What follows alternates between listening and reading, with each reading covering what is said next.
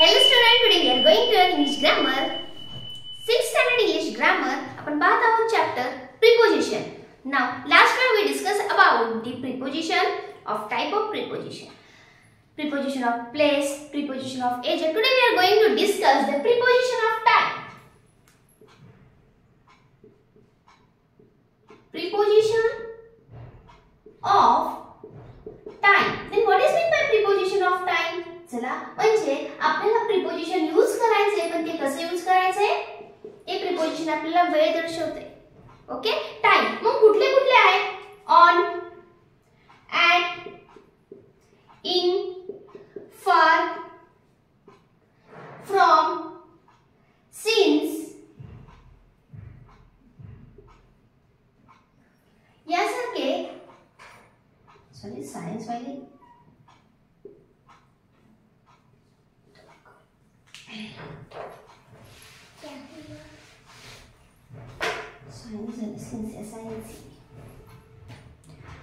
Hello student, today we are going to learn English grammar, 6th standard English grammar, chapter preposition. In last video we discussed the type of preposition, what is meant by preposition. Now today we are going to learn the next type of preposition, preposition of time. चला मग preposition कशाला म्हणायचं मग preposition of time काय हे आज आपण बघणार आहोत. Preposition of time म्हणजे असा प्रिपोजिशन यूज करणार तो काय इंडिकेट करतोय वेळ इंडिकेट करतोय. मग कुठले आहेत ते आहेत on at in ago for before अशा प्रकारचे जे काही प्रिपोजिशन आहेत हे काय करतात वेळ इंडिकेट करतात. मग कधी ऑन वापरायचं कधी ॲट वापरायचं कधी इन वापरायचं कधी बिफोर वापरायचं कधी बाय वापरायचं कधी आता मी पाहिले आपण कुठलं पाहिलंय प्रिपोजिशन ऑफ प्लेस म्हणजे तिथे आपण वेळाने क्वेश्चन केला तर आपल्याला आन्सर मिळून चाललंय. मग इथं कसं करायचं इथं व्हेन ने क्वेश्चन करायचं.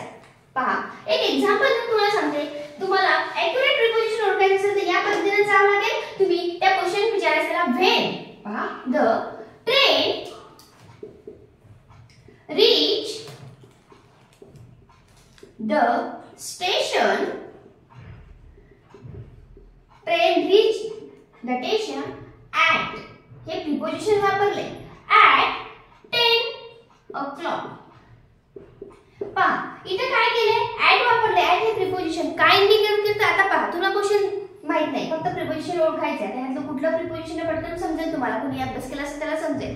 पण काही काही गोष्टी होतं आता बाय ह्याच्यात पण बाय परत आपण एजंट मध्ये पण बाय पाहिलं मग त्यावेळेस काय करायचं त्यावेळेस मी तुम्हाला क्लू सांगितलाय. आता या बाबतीत इथं क्वेश्चन विचारायचा when did the train arrive हा क्वेश्चन विचारायचा. काय विचारणार मी question when the train reaches the station कधी येणार आहे ती at 10 o'clock.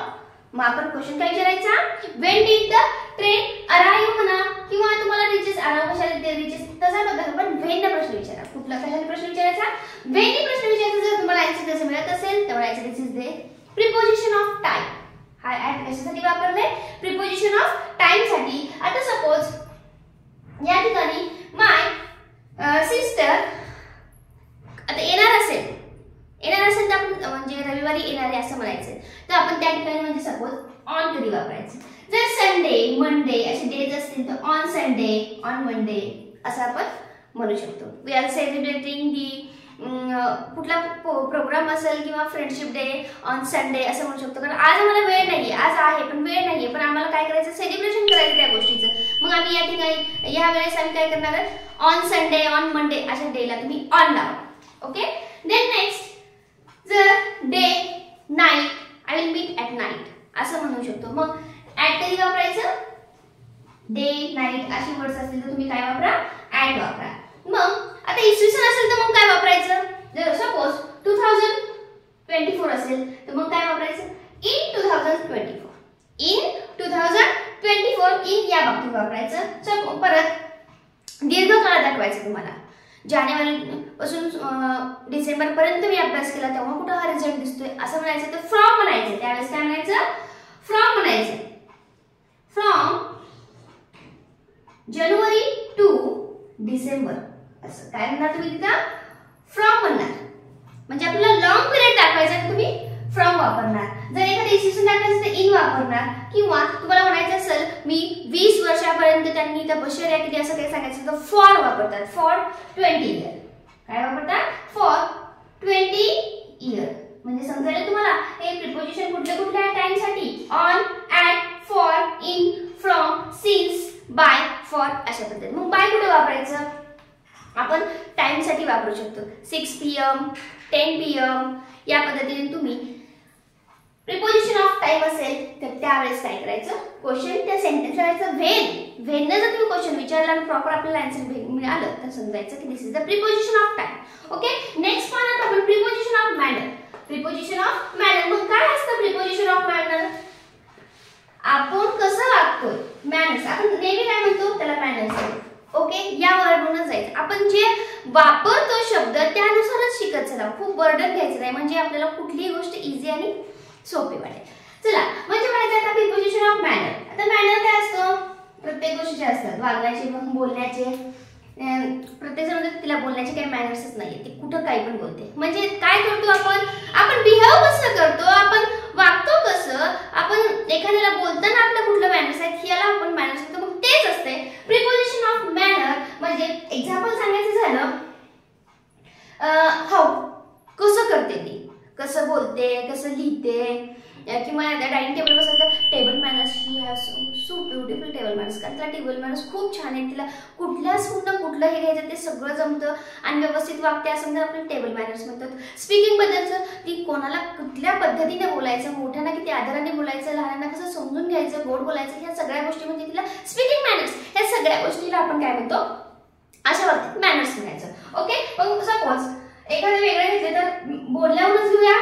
He spoke in a low voice. पहा ती कशी बोलतेय? खूप लो व्हॉइस मध्ये बोलते. असं ओरडत नाहीये किंवा लाऊडली नाहीये, शाउटेड बोलत नाही. ती कशी बोलतेय? He speak in low voice. म्हणजे इथं काय वापरलंय? इन वापरलंय. काय वापरलंय? इन. म्हणजे ह्याच्यावर प्रश्न विचारायचा हाऊ डज ही स्पोक. ती कसं बोलते ती? How does he speak. How does he speak. ती कसं बोलली? In low voice. मग त्या म्हणायचं प्रिपोजिशन ऑफ मॅनर म्हणायचं. अजून एखाद्या गोष्ट तो कसा आला गावाहून, हे सुद्धा एक प्रकारचे मॅनर्स समजतो. कारण कसा आलाय तो? By train, by bus.